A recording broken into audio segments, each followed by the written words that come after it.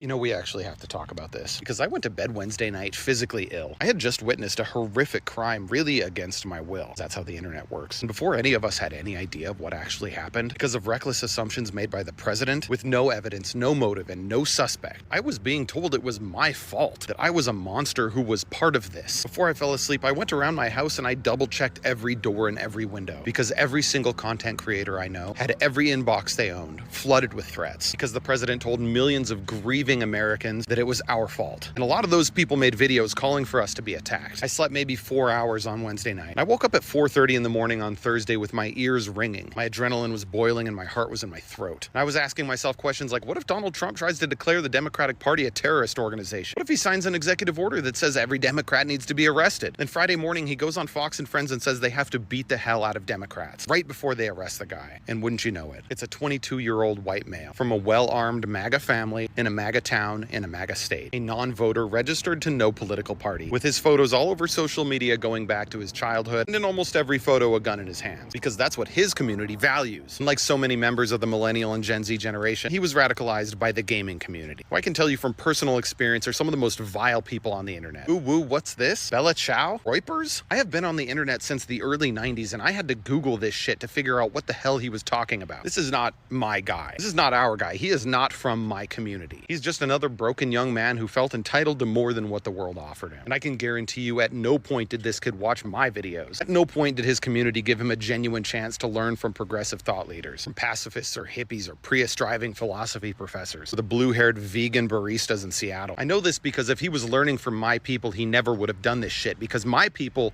don't do this shit. My people turn the other cheek when the first one still burns. My people stop and ask themselves, what could we have done differently to prevent this? My people are mourning right now for the people whose beliefs we despised, while your people preemptively and without evidence blame us for things that ended up having nothing to do with us. So Donald, where's my apology? Where's the apology to the left-wing community? Where is your 4-minute resolute desk tirade in defense of the tens of millions of Americans you just branded with a bullseye? Because now that the smoke is starting to clear, I look around and I see, once again, you punching down on marginalized people and those who seek to defend them. And I think, once more, every single one of us on both sides deserves so much better than you.